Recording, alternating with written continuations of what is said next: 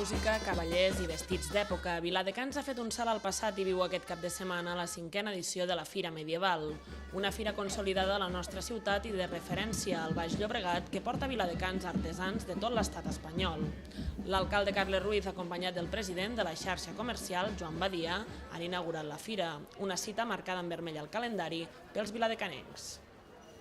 Una cita que espera tota la gent de Viladecans, que a més hi ha moltes persones de fora de Viladecans, de municipis del voltant, que venen a Viladecans per a aquesta fira, que ja coneixen que es fa. Jo m'he trobat a persones venint cap aquí que eren d'altres municipis, que se m'han presentat, i que crec que és un motiu més d'orgull de la ciutat. La fira, instal·lada al barri antic i a l'Eixample de Viladecans, compta amb 1.800 metres quadrats de recorregut. Alimentació, roba, artesania o productes de Nadal són només alguns dels articles que podem trobar entre les més de 140 parades que donen vida a la fira. Una de les notes destacades d'aquesta edició és l'augment de la presència del comerç local i d'entitats viladecanenques. A part dels espais comercials, però, la fira brinda als visitants una oportunitat única per viatjar en el temps, ja que es completa amb un ampli programa d'activitats.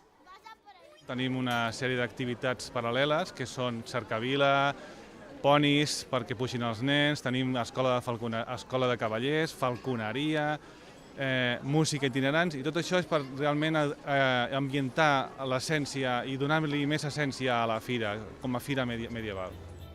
Aquells que vulguin endinsar-se a la Fira Medieval ho poden fer dissabte de 10 del matí a 10 de la nit i diumenge de 10 del matí a 2 del migdia. Com cada any, la fira ens recorda que les festes ja estan a prop, perquè coincideix amb l'encesa de llums de Nadal al nostre municipi.